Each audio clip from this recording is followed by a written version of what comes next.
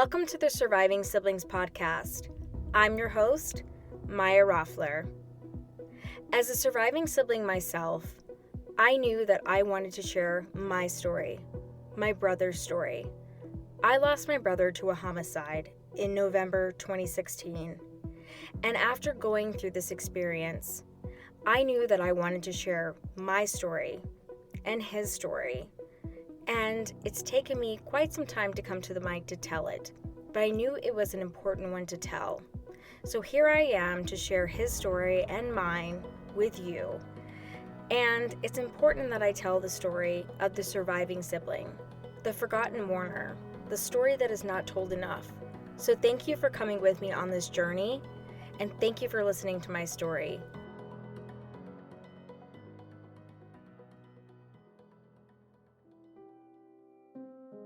All right, so here I am, and I'm coping with the loss of my brother the best way that I know how. I have tatted myself up with his ashes. I've adopted this beautiful baby girl dog, and I'm connecting with my girlfriend on a deeper level, not joining clubs that, we ever wanted to join of loss. And I kind of, I'm sitting on this couch again going, okay, what now?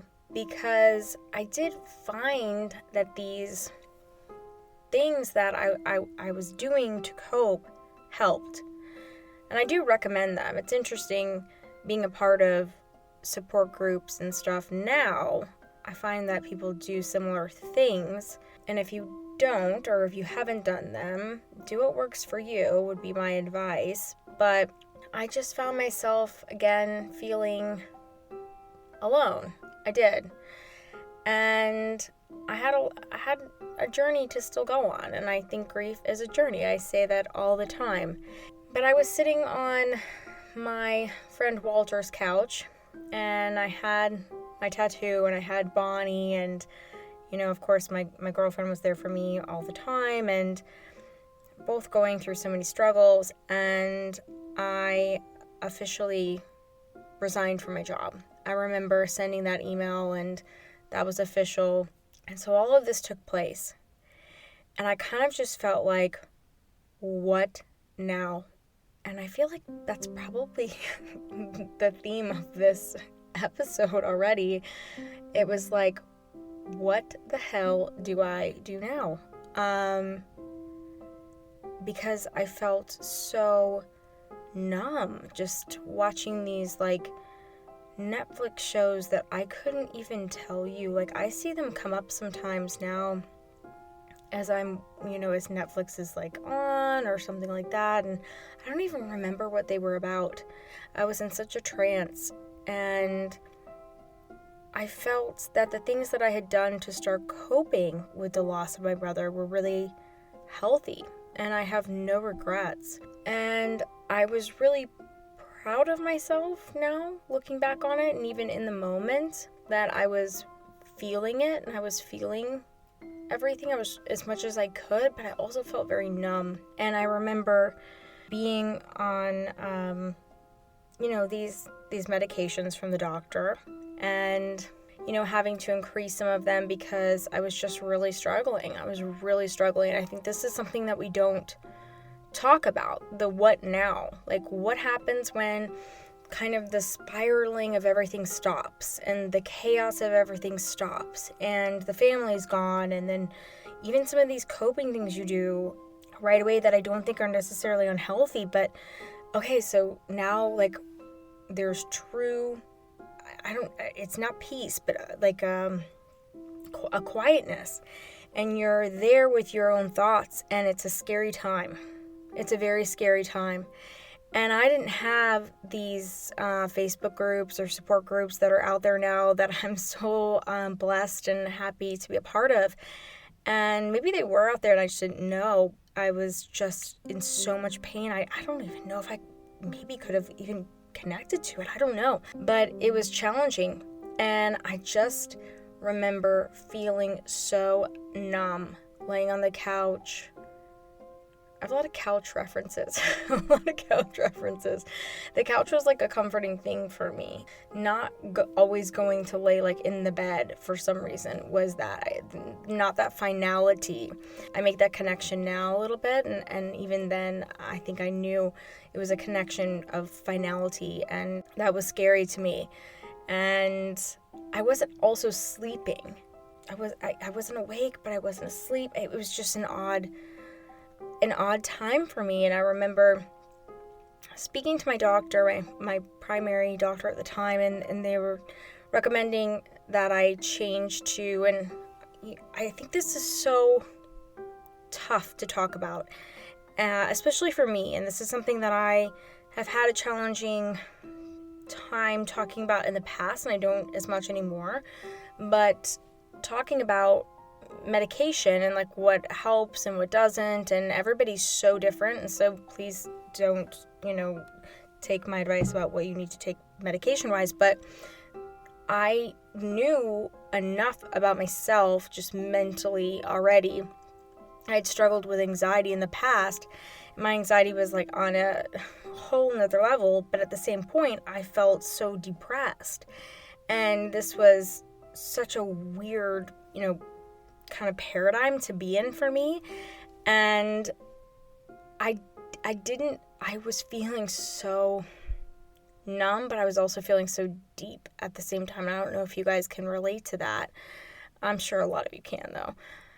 It was like I had this dagger in my heart, but at the same time, it had been stuck in there now for, oh my gosh, I'm like looking at over a month at this point. I'm reflecting more towards the end of December-ish now as I'm looking at my heart and all of that. So I remember being very honest about that and talking about it. And so we changed to an antidepressant that was a little bit stronger. I went on Lexapro, which I'd not had a good experience in my past on. And I knew I wasn't going to be able to feel very much on it. And I didn't know that was going to be a bad thing, because I was just feeling so dark and so deep, and like, it was so freaking painful. It was so painful. And I think you do have to feel everything, but I was like, okay, like I've been, sticking needles in myself as far as the tattoo, not myself, but like as far as the tattoo, right? And I've been like, that was like maybe not deep enough, and like, let me give myself some grace.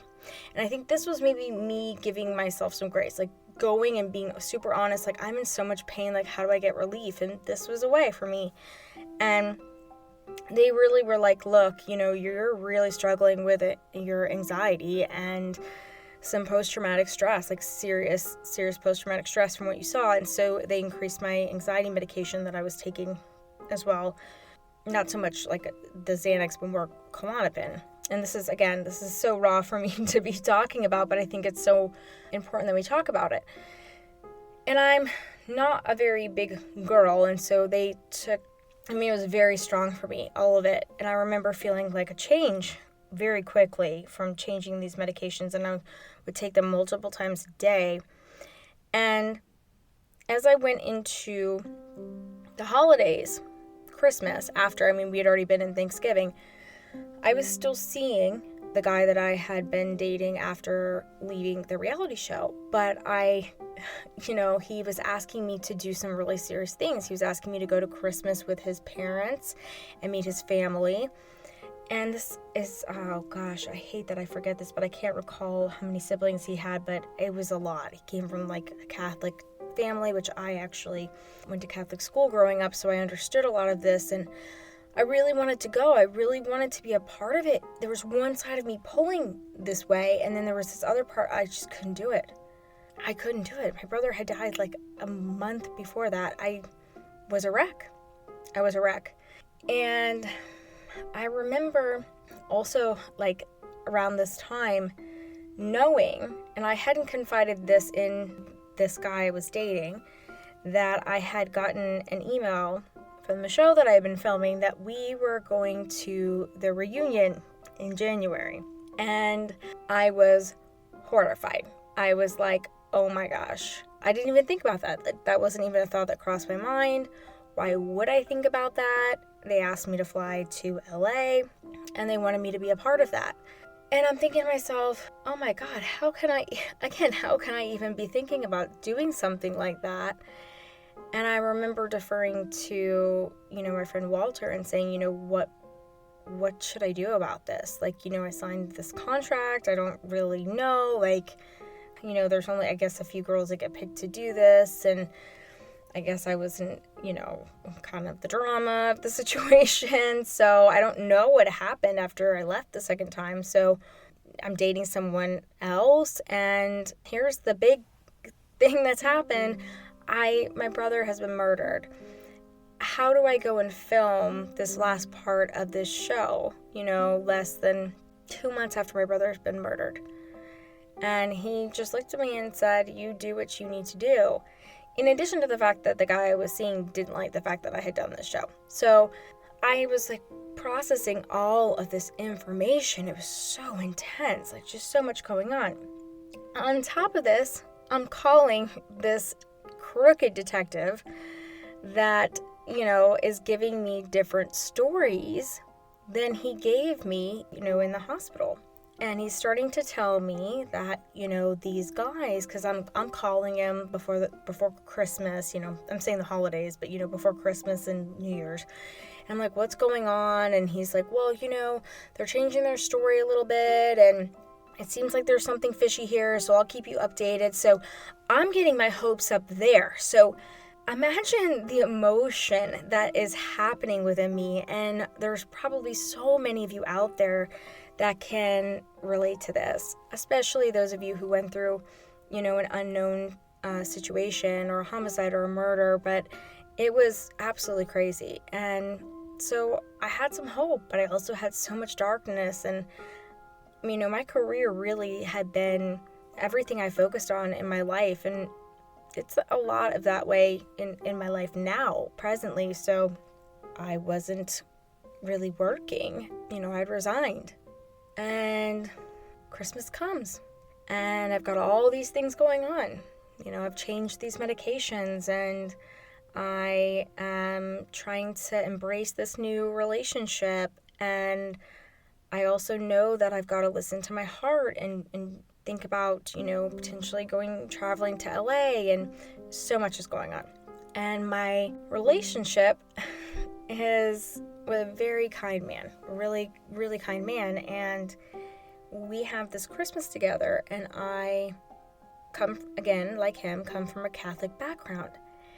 And he wants me to go with him on Christmas Eve and meet his family.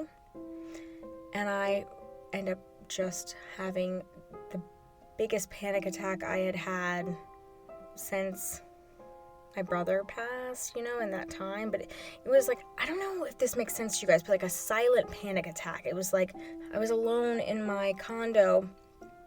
It was, a short time when my friend Walter wasn't around during that time, and I was just like, I can't do this, I can't do this, I can't do this. I was like repeating it over and over and over again to myself. I can't do this, I can't be around people I don't know, I can't put up this front, I can't do this. It didn't matter. And I had just started the new dose of medication and things like that, and it was not okay.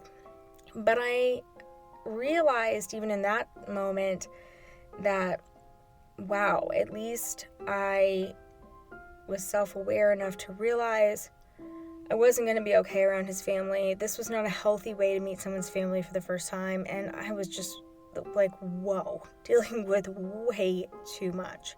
And he came from a really beautiful family, from what I understood from his friends and also from him. And I was in these like traditional kind of like Christmas flannel pajamas, and I'm from a Swedish background, and you celebrate a lot on Christmas Eve as well. And I remember telling him, I'm like, I can't go to church with you. This was church and then dinner and, that kind of celebration. He had a Mexican heritage, and he was Catholic, and so there were just, again, we had connections in some ways there, but he was very understanding about that. And when he came over to see me, we decided to like exchange presents like that night together. And this was a really sweet relationship, but I felt that night I kind of fell apart. And so I had to take some of the medicine to like calm me down, and he had opened some wine and I was drinking some wine, and I remember like spilling it like everywhere because all this medicine like hit me, and I spilled this like, I had that cream couch at the time that I talked about earlier episodes, and I spilled it, and it was just like woke me up. And it was not a terrible night how it ended, but it was just, I realized, I'm like, oh my God, I don't think I'm ready for real world interactions. And I think it's so much for me to like open up about these like embarrassing moments. Or he took it in stride though. He was like, it's fine, and he really bought me some amazing, beautiful presents, and he was just so kind to me. But I remember thinking, I don't know if he's ever gonna really understand what I'm going through. And that night I was like, oh my gosh, I just don't know. And the next day I still felt the same way, and that was my Christmas, and I remember feeling so like empty and kind of lost.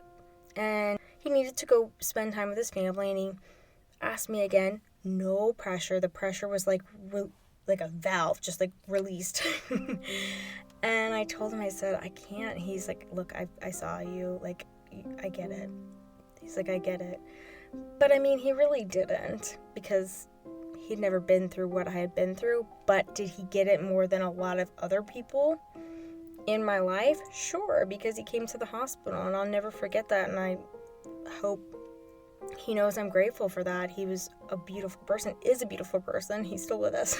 But that was a moment for me, and I realized I'm not ready to be in that position. And I remember spending the rest of Christmas with my friend Walter and telling him everything that happened, and that I was kind of struggling on my medicine because I'm like, I don't know, like, if this is too much. Or I remember him telling me, I think you just had a lot of panic, and that was a lot to be dealing with and a lot of pressure.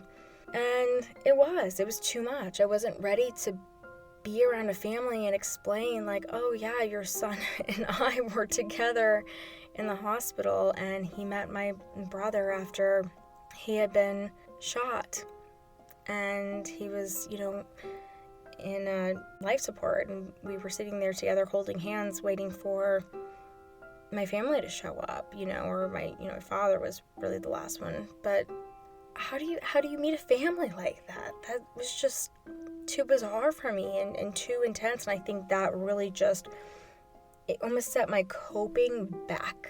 And I think what I talked about in the previous episode, like the healing that I started, it kind of set it back. And like, it was weird because like this wine spilling on me on the couch, like it was like it almost woke me up, like, wake up, Maya, like I don't think this is gonna work.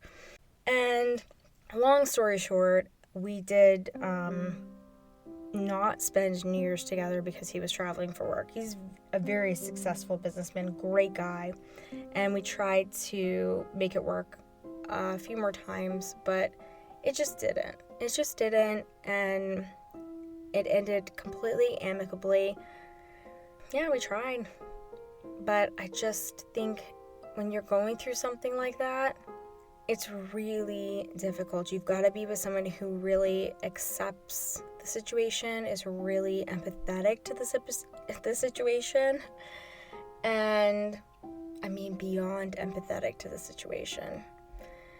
Because sometimes people will kind of be dismissive or pretend like losing like their grandfather is the same thing. I say that sometimes, that reference, because unfortunately he did do that, and he used that reference a lot, and I think that kind of wore down on me quite a bit. And there were just things like that, but he was really sweet and kind to me, and unfortunately I think it wasn't there, and life goes on. But I do believe in that phrase, there's a reason, a season, or a lifetime with people, and he definitely was a reason, and I appreciate him because I can't imagine, honestly, looking back on everything, I was filming this reality show, and then I walk out of it for the second time, so I thought, because we're going to talk about the reunion in 2.5 seconds, but I had him, be so supportive in the hospital, and he was there for me, and he was there for me, afterwards, and we tried through February, actually, a couple times more. So this went on for a couple months. And then I think, again, and we spoke, and again, completely amicable, but when someone doesn't get it and you're going through something so deep like that, sibling loss is a whole different level. It's a whole different level. And when people are comparing it to, losing their grandpa and things like that, it can get a little challenging. And you're like, oh, that's not sitting well with me because you literally were there. And so it was tough, but I'm grateful. There's a reason. There's an amazing reason he was in my life, and I appreciate that. And I'm sure a lot of you guys can relate to that too, those people that were there for you during certain moments, and he definitely was one. And my friend Walter was definitely there for me to pick up those emotional aspects to it, because that my boyfriend at the time wasn't able to, because it was just totally different. He was able to physically be there for me. Not like that, guys. Just really be there. Hey, you need me to pick you up. You need someone to be there for you. You need someone to actually make you eat some food, or make sure you're getting out of bed, or shall I say off the couch today. Those things. Or bounce the things off that, necessarily my boyfriend didn't want to hear. And that was another problem too. He didn't accept me fully for some of the things that, he is a prominent businessman, and he didn't fully accept the fact that I'd done this show. And I'm like, look, I didn't really like that I did it either. That's why I left. So life happens, and we have to love all the people that are in our lives for a reason, a season, or a lifetime, because they're there for those reasons. And I do love him for that reason, because he was there for a reason. And I will always be appreciative of how much love he shared with the entire family. But that, I think, is an important aspect to share, because putting so much pressure on someone who's not ready, or throwing them into an environment that's going to trigger them, if you're someone listening that is not a surviving sibling but you're trying to support one, you've got to really come from an understanding place that there's going to be major triggers for them. And I think that was very triggering for me. And looking back on the whole situation, that was really the beginning of the end, obviously. But yeah, so I just kind of said, what now? After that, what now? Well, then came the reunion. So I flew to LA. I think it was the beginning of the second week of January. That would be correct, I believe. And here we are, still really fresh. I mean, that's so fresh still. It's not even 2 months after my brother was murdered. And I did this reunion so reluctantly. This is something I've spoken about a little bit, but I'm going to just speak completely candidly about it, because that's what this podcast is completely about. It's just speaking about my experience and my brother's story. And I will be honest, I would not have shown up at that reunion or done that or broken whatever I signed, contract, whatever, had my brother not been who he was, but is. I speak about him in the present tense as well, because he's still with me. And that might sound weird, but the reason I say that is because when kind of having the last talk with, my friend Walter about this, and, what do I do? Do I do this or not? And I just really remembered my brother. And my brother, you can look him up on YouTube, and he is all over the place. Andreas Roffler, look him up. We should actually link him in the show notes here on his YouTube channel. He was a musician, and he loved to be out there, and he really enjoyed it. He loved to put his music out there. He loved to put himself out there. He was quite the personality. And when I really kind of just sat alone with my thoughts, yes, on the couch again, and thought about this, I was like, you know what? I felt him, and I really felt him telling me, you go do this. Like, you go do this. Because this show was such just a complete hot mess and full of a bunch of deception and lies and just so much craziness. And I was just like, oh, I don't even want to deal with this right now. I remember feeling like I don't even have the energy to get off the couch, get out of bed, but those things. But, the couch was my go-to. And I remember feeling pushed by him. To go and to get some kind of thing that I thought was real at the time, some kind of closure or something. And I'm like, I told him, I talked to him, very often then, and I still talk to him now. I believe in this. That's why I say he is that way.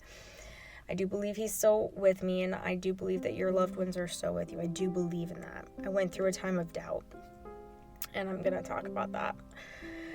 But I was still talking to him then, even though I was kind of going through that already. And I just remember feeling like pushed. It was like almost feeling like my body is being pushed from the couch, and like I was going to go pack my bag to travel. And I had traveled for work for so many years, and I guess I thought it was maybe the travel bug biting me again or something, but no, I really felt compelled to go do this, so I did. And so I packed my bag, and I felt really guilty the whole time. I'm like, why am I going to film like this show? Like, I don't even know what happened. Like, who cares? Like, oh my God, like these girls, like they like hated me the whole time I was on the show. God, I feel really sorry for, these are all the things that are going through my head prior to like doing, or like, going to the airport or even whatever.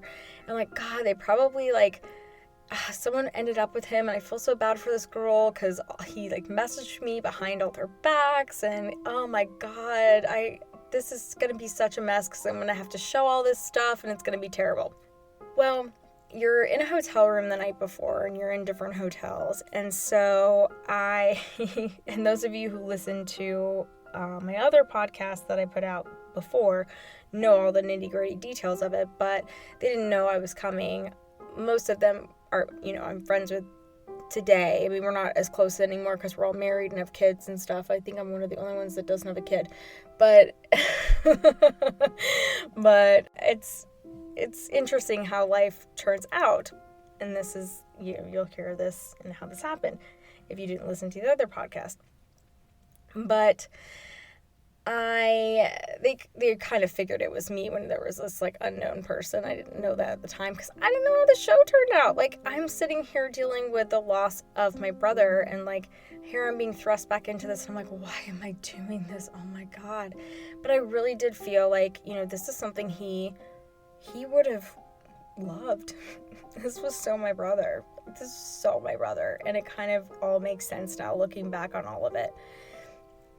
And I feel like when we go through loss, and we go through life, and we go through grief, and we look back on these things, we realize they're with us, and they're pushing us to the things that we need to be doing. And I am glad that I went. Unfortunately, I was really struggling emotionally, though. I was really struggling mentally. I wasn't like in a place to really deal with what I walked into because it was crazy. So the night before, you're in different hotels. Of course, they don't want you to run into each other and see who's there and all that craziness. Because I didn't know what had happened on the show since I left. But there was one significant thing that happened, though, personally, though. And I remember sitting in my room drinking wine, which I'm not really sure that was the best decision with the medication that I was taking. And again, this is me being totally raw and speaking to you guys as an audience that could be potentially taking stuff to help that's hopefully prescribed by a doctor. Mine definitely was. I have incredible doctors, psychiatrists, psychologists that I saw for years, and I still see my psychologist. I've seen him for years.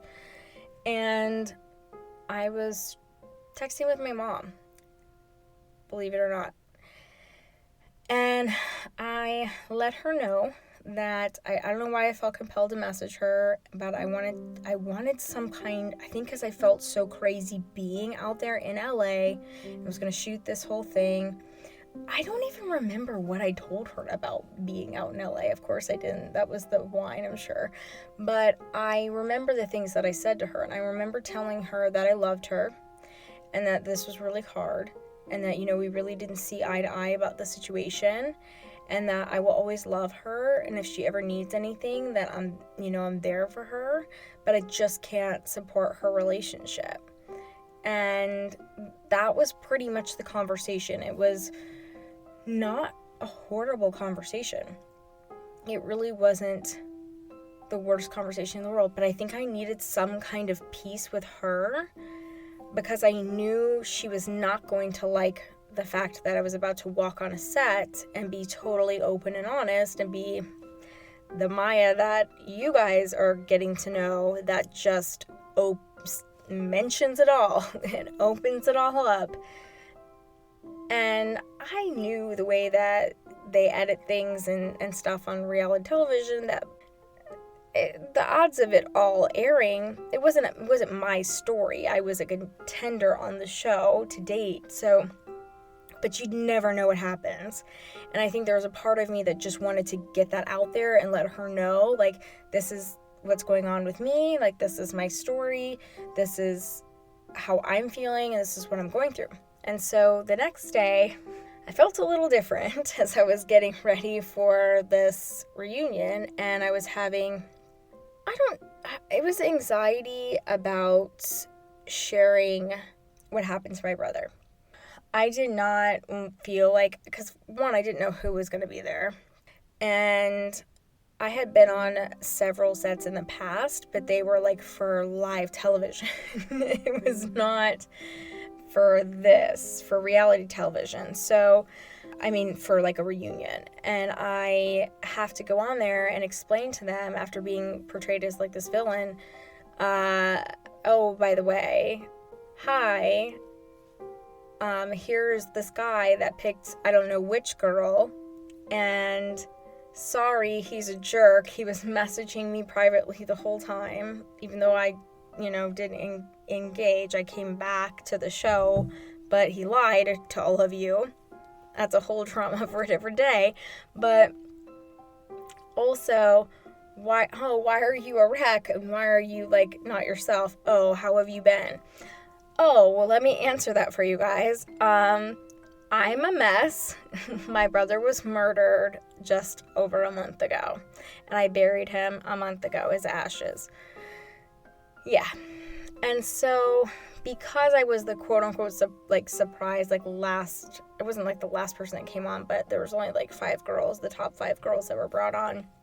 I was like kept outside, and so I looked like very like, I'd done all this time on like my hair and stuff, and here I was on this like anti-anxiety medication and stuff, and I hated it. I felt like really out of it. I remember sitting in the van. They kept me in this like van, and I remember telling one of the guys, I was like, oh my God, like I feel like I need a glass of wine or something. I'm having so much anxiety. I'm like, I don't want to go on and talk about my life right now. And they're like, okay, we can get you that, like, no problem. Like, what's going on? And I had to tell one of them, these production people, like, you film with them. And I told them, I said, I lost my brother to a homicide. Like, most people knew. It was kind of going around the production scene at that time, like, as I was out there, because they knew I just wasn't like myself. And he was like, I don't think we should, like, be giving you a glass of wine then, and I wasn't really being totally serious. I was just like that on edge because I was taking this medication. I was just that out of it. Like, I was that out of it. And nobody did anything wrong. I didn't. They didn't. My doctors didn't. It was just very strong medication. And if any of you guys are on this to deal with these situations, like, it's not the wrong thing. It's just very numbing, and you're not really present. And sometimes this is my opinion. This is not a professional opinion, so don't take this that way at all. I'm not a doctor. But I think that can be a coping mechanism, but it wasn't probably the best coping mechanism walking into like a set. So I walked into this set and I'm like windswept because they had me like standing outside shooting like, B-roll stuff. And so like my hair that was like really pretty and curly. Oh God, it was like a mess. But anyway, I walk in and I see this jerk that was on the show, and I have to like hug him, and they're like, how have you been? And I'm like, not good. And I just like let it all out there, guys. I'm like, not good. I'm like, they're like, what's going on? And I'm like, I lost my brother to homicide. And I literally just say it all. And the girls that are sitting out there just like drop their mouths, like cannot believe it. Yeah. So I had to go through that, which was crazy. And then it was like zero empathy. So these like people that you see on this show that are supposed to be these psychologists and like pastors and like that are so kind, and this is not everyone, but the two that were on there, it was like what I said did not even matter. And I know they've got a job to do, but it was like, you think you'd want to take 5 after something like that comes out? No, they went straight in for like the text messages or like the private messages on Facebook that were sent, and it was so crazy. And so for me, it was pretty traumatizing because I was like, I remember them being like, well, let's go through your phone. Like, let's read these out loud. And I remember being like, no. And I got really chastised for it when it aired, but I said no, because I showed them to them. I let them see them to prove it, and I let all the girls see it. But I was like, I'm done. I'm done with everybody just being on me. Like, I snapped kind of again. It was so much, and I was just like, let me go, like, take a seat over here. Like, I'm over it. And I remember them asking me, like, do you forgive him for being, for doing all this stuff to you? And I'm like, I've got bigger fish to fry. I've got bigger things going on in my life. Like, I'm seeing someone else. I'm like, I don't even care about this guy. Like, I forgive him, like, whatever. Because I didn't know at the time, like, who'd he end up with? I didn't care. I didn't care about any of it. All I cared about was, why did I feel compelled to come here? Why? Because I was trusting my brother. And I also felt really out of it. And so I went and sat down. And there was like a moment we all were like drinking a little glass of champagne and stuff. And I felt, again, that was like, whoa, I was like out of it. And then like this massacre scene happened for people that watched this show. It was Married at First Sight, Second Chances, the spinoff, which a lot of you guys watched that show. Some of you guys may be like, what is that show? But yeah, it was crazy.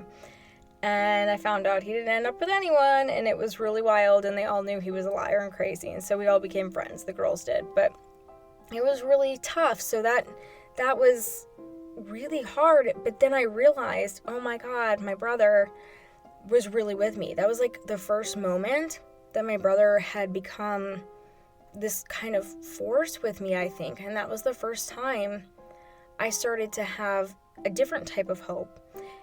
And I know that sounds so weird that I had to go to this reunion, that I absolutely hated filming this show, because I didn't hate filming other things that I had filmed in the past. And I people ask me all the time, would you do reality television again?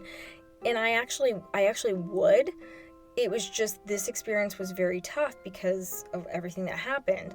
But I thank him all the time for compelling me to go do this, because I understand there was this sense of, I don't know if justice is really the thing, but like, I'm never going to guess like what happened or like what was going on. But a deeper thing, like, I got to tell my story, whether that really aired or not, didn't matter. It launched my podcast. It launched a whole different world for me.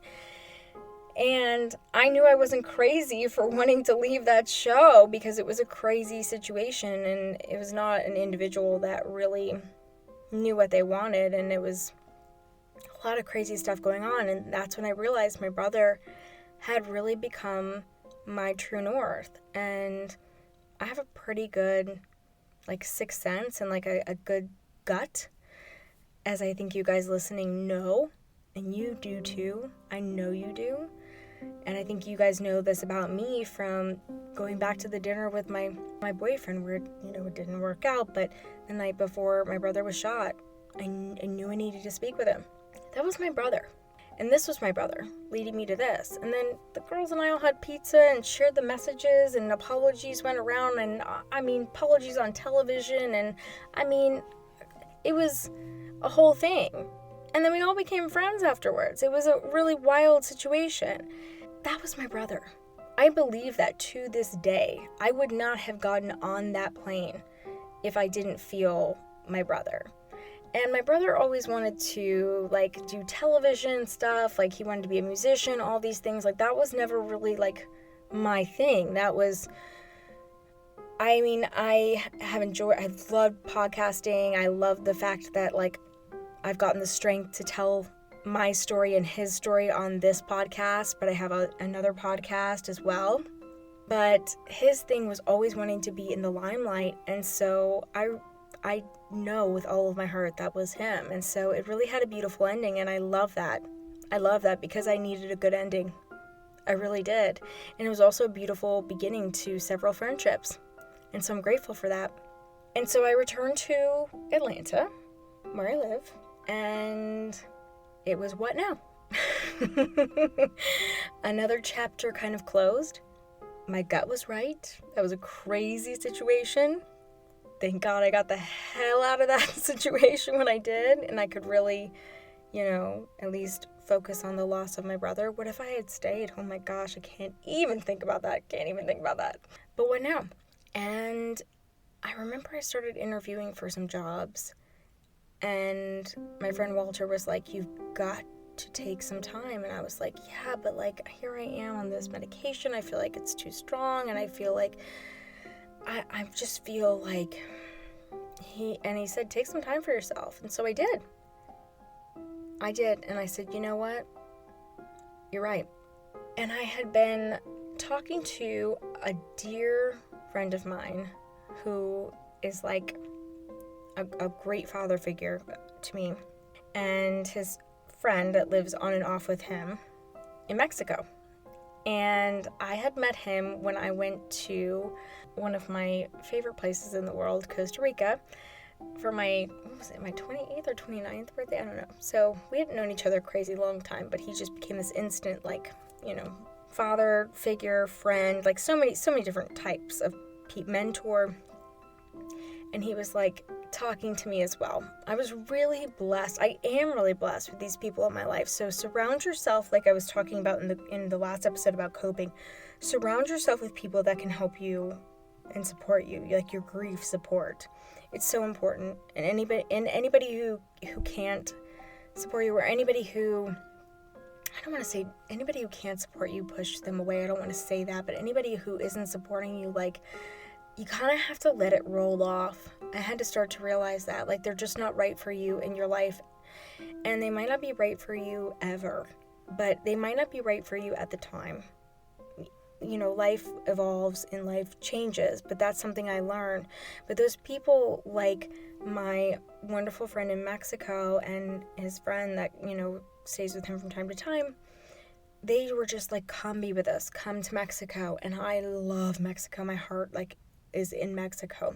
And I've just had so many beautiful experiences there. And I love Costa Rica too, but he lived there. He moved there. He retired and moved there. So I said to my friend Walter, I said, hey, can you watch the girls? I'm going to go. I feel called to go do that. I felt the push again. That same push that I felt to go to LA and film this, I was feeling to go to Mexico. And he said, of course, I'll take care of everything. I'm like, okay, here. And right before I went to Mexico, I ended up accepting a new job. I did. But I said I needed the time. I said I needed a little bit of time. A whole, 2 extra weeks of January, which me and my work, that's something I balance in my life. I really do. But I went for a week. I got on the plane, and there was a different feeling about me getting on this trip. I felt like the trip to LA was full of so many different emotions, and I was also kind of feeling a little numbed from my medication. I was feeling a little more in sync with this trip because, one, I was starting to understand the feeling of my brother being, that kind of push. That's what I started to feel. And I also wanted to connect with myself, and I knew it was going to be really hard to just be with my thoughts. And I knew what it was like to be there in Mexico with my friend. My friend's name is Larry and Lisa. I haven't seen them in a while, so shout out if you guys listen to this. I miss you guys both, and I love you so much. And this trip meant the world to me. And I was in so much pain. And I knew that flight was shorter, but sitting on that flight, I was really sitting in my thoughts because so much had been let go of just that drama that was so that was period, okay, and I've got a new just ending points is what I mean by the periods. And then I knew that I had a new upcoming role with a startup where I was going to start all these new programs for them, and that was exciting. So I really I could breathe, but I was being pushed to go be here, and I knew why. They're wonderful people. It was going to be a wonderful experience, but I was a little scared and I had some trepidation. And the reason for that was there's a lot of quiet when you go to these places. Because when I traveled with Larry and Lisa, what would happen, and sometimes just Larry, but we would go out to these Eklabam and Chichen Itza and Tulum and all these places, and you got to drive out to all these places because he lived in this, really cute home that's just incredible out there. And so there's a lot of time thinking.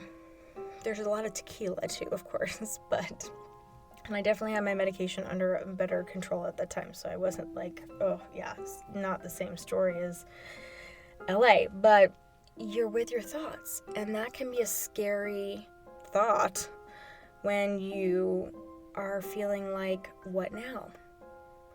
But getting there was a tranquility that came across me that I had not felt in 2 months. It was exactly 2 months when I went there, and I really did feel like I was processing what was happening the best I could in baby step ways.